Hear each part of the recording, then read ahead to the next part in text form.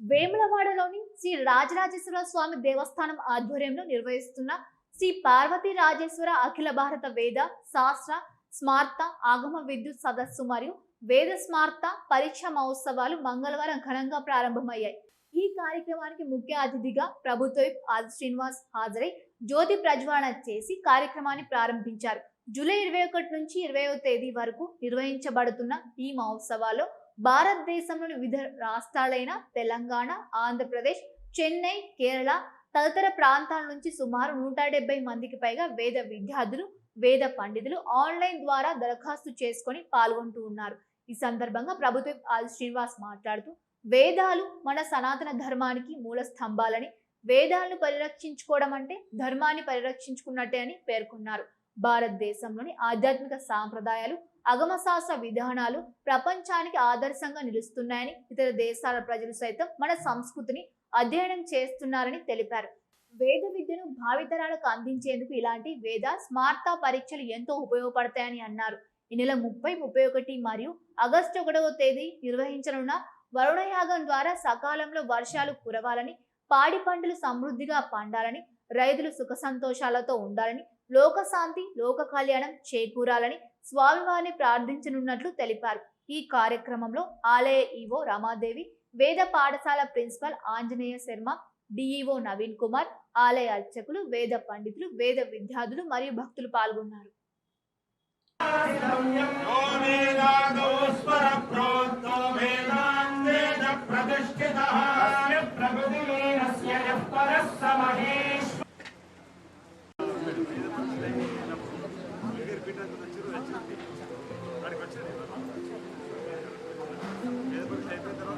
ఆగమ సంస్కృతి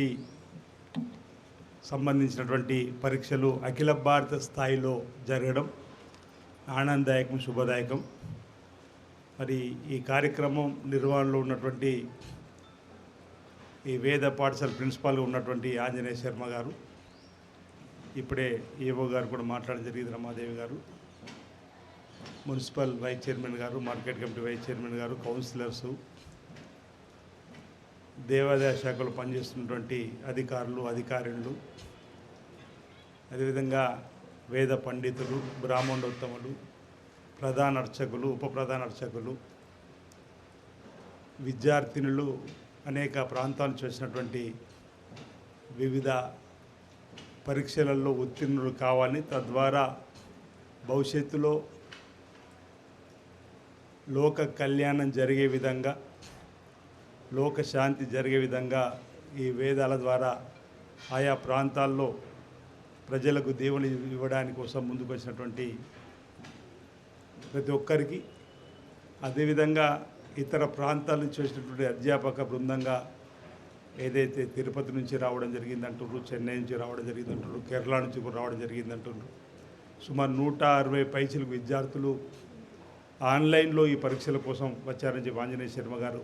నాకు చెప్పడం జరిగింది. ఈ సందర్భంగా మీ అందరికీ, అదేవిధంగా పాత్రికేయ మిత్రులు కూడా నా తరఫు నుంచి పేరు పేరున నాకు శుభాకాంక్షల్ని సందర్భంగా తెలియజేస్తూ, మన సనాతన ధర్మాన్ని కాపాడుకునేటువంటి క్రమంలో మన భారతదేశము ఇతర దేశాలకు ఒక ముఖద్వారంగా మారి, మన దేశంలో ఉన్నటువంటి ఈ పూజా విధానాలు కానీ, మన సంస్కృతి సాంప్రదాయాలను కానీ ఇతర దేశాల్లో కూడా అనుకరించేటువంటి సందర్భం, పరిస్థితి వస్తున్నటువంటి వేళ, అంటే మన సనాతన సాంప్రదాయం ఏ విధంగా ఉంది అని చెప్పడానికి కోసం మన చరిత్ర చూస్తే కూడా ఆగమ శాస్త్ర ప్రకారము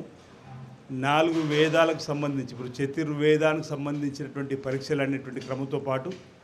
ఇప్పుడే ఎన్నిటికి పరీక్షలు జరుగుతున్నట్టు సుమారు 7 పరీక్షలు ఈరోజు ఇక్కడ జరుగుతూ ఉన్నాయి. 21 నుంచి 26 తారీఖు అన్న దానిలో ఋగ్వేదము, శుక్ల యజుర్వేదము, కృష్ణ యజుర్వేదము, సామవేదము, అధర్వణ వేదము, ఋగ్వేద స్మార్తము, కృష్ణ యజుర్వేద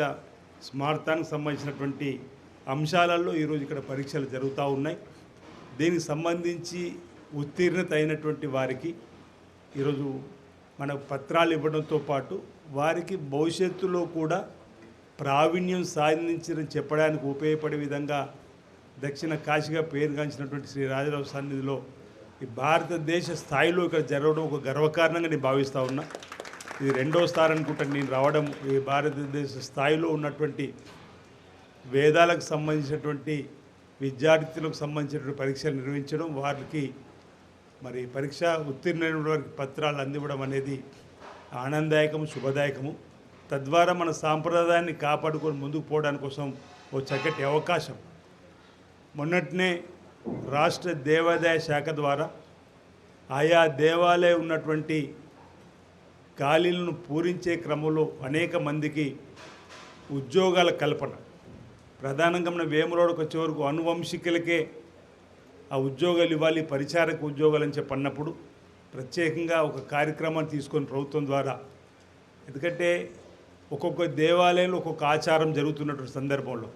ఒక్కొక్క దేవాలయంలో ఒక్కొక్క పూజా విధానం ఉన్నటువంటి క్రమంలో దక్షిణ కాశీగా పేరుగాంచినటువంటి శ్రీ రాజరాజేశ్వర సన్నిధిలో ఉన్నటువంటి పూజా విధానం ఏదైతే స్మార్థం సంబంధించినట్టు ఉందో అది అనువంశికుల ద్వారానే అవుతూనే ఇక్కడ స్వామివారికి పూజలు చేయడంలో మనసు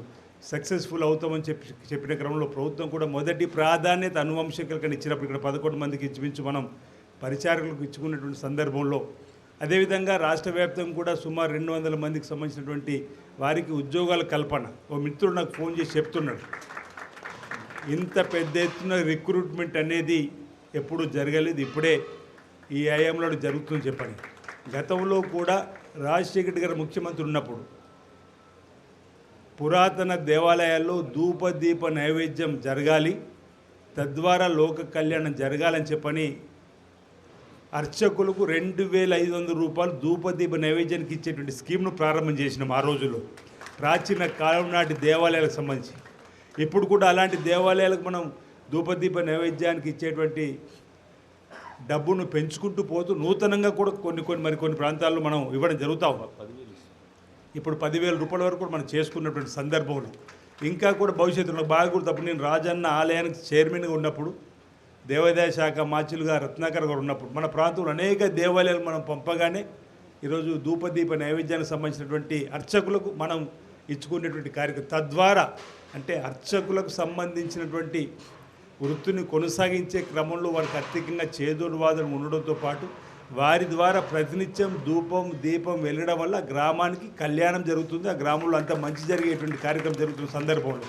అంటే మన సాంప్రదాయాన్ని కాపాడుకోవాల్సిన బాధ్యత కూడా ఈరోజు ప్రభుత్వం తీసుకునేటువంటి క్రమంలో గౌరవ ముఖ్యమంత్రి రేవంత్ రెడ్డి గారు, మీరు గమనించి ఈ మధ్యలో చూడండి ఒకసారి, వేములవాడ రాజన్న ఆలయ అభివృద్ధితో పాటు బాసర నుంచి భద్రాచలం వరకు గోదావరి తీరంలో ఉన్నటువంటి అనేక ప్రాచీన దేవాలయాలు అభివృద్ధి చేయడానికి కోసం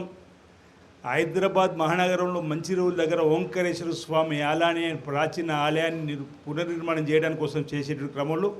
సుమారు 2,000 కోట్ల పైచీలకు ఈరోజు మన దేవాలయాల కోసం నిధులు వెచ్చించాం.